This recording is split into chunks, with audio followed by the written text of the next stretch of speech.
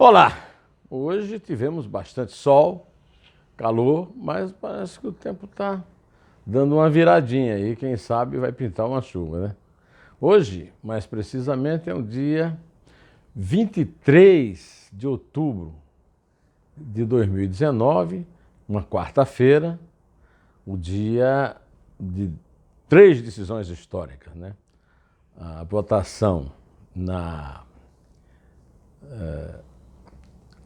no Senado do segundo turno da Previdência. O texto base foi aprovado ontem, mas a discussão das emendas, né, que foram colocadas, dos destaques, como é o nome técnico, foi até agora há pouco, e tudo que se conseguiu foi manter uma economia que chegou no Senado em 800 bilhões de reais em 10 anos, sem perder mais, sem haver mais desidratação.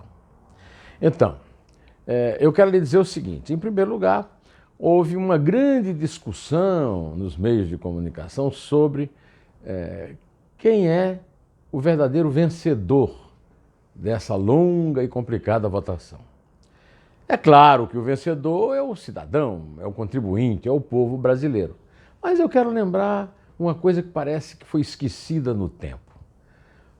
A proposta de reforma da Previdência mais profunda, que mais economiza dinheiro do contribuinte na história, foi conseguida a partir de um texto base, de um projeto que foi apresentado pela equipe econômica de Paulo Guedes no governo de Jair Bolsonaro.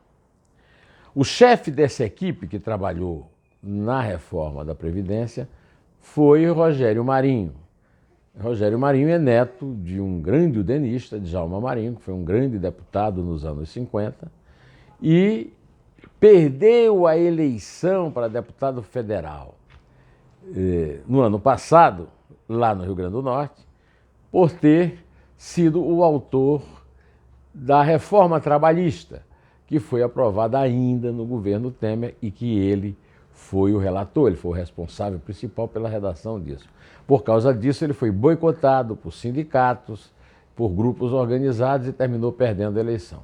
E aí o Paulo Guedes, que foi uma feliz ideia do Bolsonaro, teve a feliz ideia de nomeá-lo para chefiar esse processo de confecção desse documento da reforma da Previdência.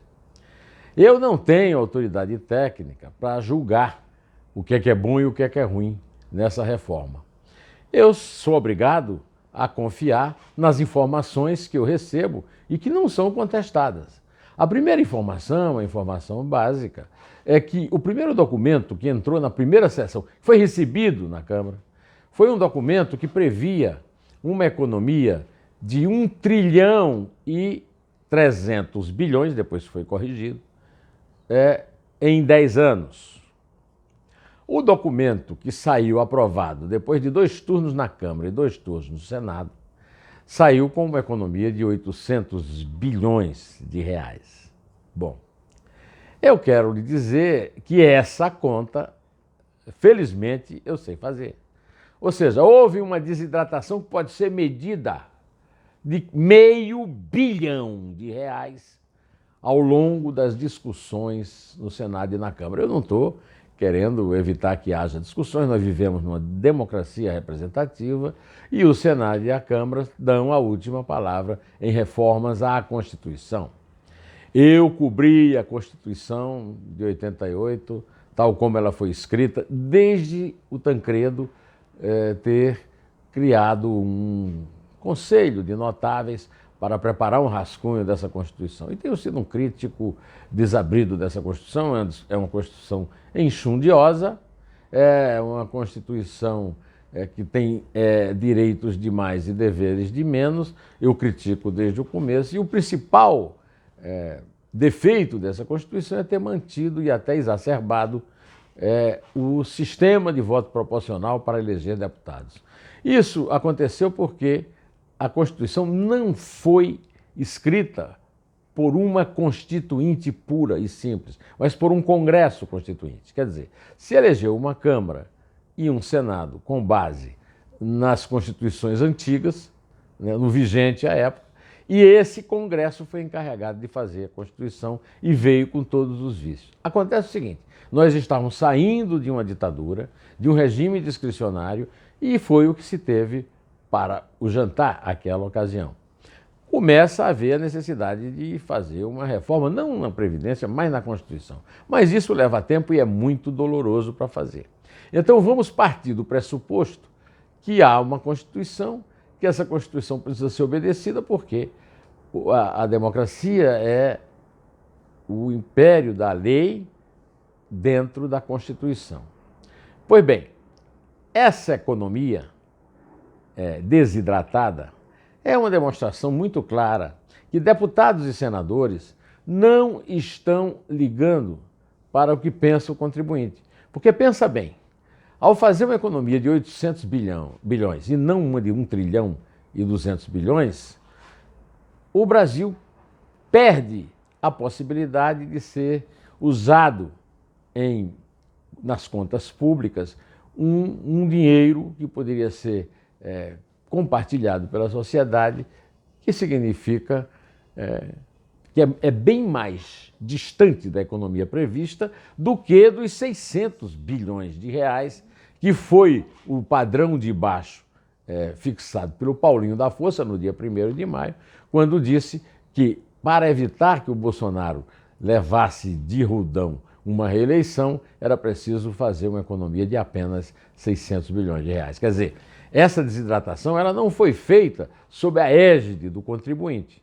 Ela foi feita sob a égide dos parlamentares interessados em ter mais poder sobre a reeleição do presidente em 2022. Foi isso que contaminou o processo da discussão da reforma da Previdência na Câmara e no Senado, mas não havia o que fazer em relação a isso.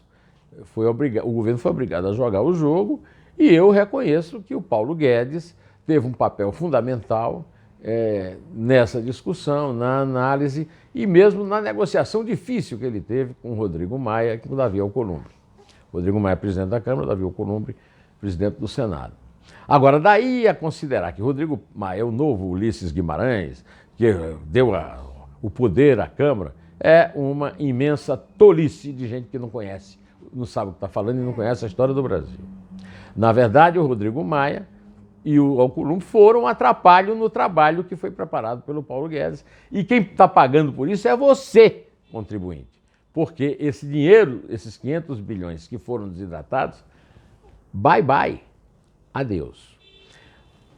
Até hoje há uma má vontade em relação a essa questão. Afinal, o Bolsonaro, o autor dessa reforma, não é a maior reforma constitucional da história do Brasil. E foi proposta pelo Bolsonaro. A reforma era boa, a reforma era ruim, eu infelizmente não tenho condições de dizer isso. Agora tenho condições de dizer que foi uma reforma que evitou gastos de dinheiro colhido em impostos, dinheiro público, e que o beneficiário dela é o cidadão, e quem propôs, olha, o Fernando Henrique propôs reforma previdenciária, o Lula propôs, a Dilma propôs, mas quem conseguiu foi o Bolsonaro. Aí vem, por exemplo, colegas como a Miriam Leitão e escrevem, olha, realmente, isso aí não significa que não vai ter mais uma reforma. Isso aí foi só... É verdade. Agora, e aí? Faz o quê, Miriam? Volta tudo para o que era antes? Quer dizer, não temos economia de nenhum centavo? Não creio que seja uma coisa inteligente. Agora, é preciso lembrar e cobrar aqui que realmente a economia, em 10 anos, do que foi possível com as mudanças na Constituição em relação à Previdência, está mais próxima dos 600 bilhões, embora seja um pouco mais, né, 600 para 800, do que do 1 bilhão e 300 milhões que o governo previa. Então, realmente, o governo Bolsonaro obteve no Senado, que ele não controla, que até o partido dele ele não controla, uma grande vitória na votação. Vamos resumir e vamos considerar um símbolo a votação do segundo turno no Senado, que só acabou agora há pouco, hoje, quarta-feira à tarde, e que foi na votação de ontem do texto base 6019. A segunda coisa histórica que está acontecendo agora é a reunião do Supremo Tribunal Federal a respeito da questão da segunda instância para começar o cumprimento de pena. Está muito no começo, não dá para prever nada, mas eu comemoro muito o voto de Alexandre de Moraes, que foi o primeiro a votar depois do relator, porque foi um voto bastante racional, trazendo inclusive novos argumentos para quem defende a prisão após segunda instância, como eu. De qualquer maneira, vamos esperar o resultado para poder comentar. Então eu prometo a você que amanhã, sem falta, farei um vídeo desse sobre a reforma da Constituição. E somente amanhã eu poderei também falar do terceiro evento histórico dessa quarta-feira, 23, que é a semifinal da Libertadores entre Flamengo e Grêmio no Maracanã. O Flamengo foi campeão da Libertadores em 81 e só agora está disputando uma semifinal. O Grêmio está disputando a terceira seguida e o jogo, você sabe, é como dizia o Chacrinha, o jogo só acaba quando termina. Então amanhã eu falarei para vocês do STF, que tem um valor histórico grande, e vou fazer uma análise também, o vídeo só sobre ela, e comemorar ou lamentar o resultado do jogo no Maracanã. Direto ao assunto, em pé, e só a verdade nos salva.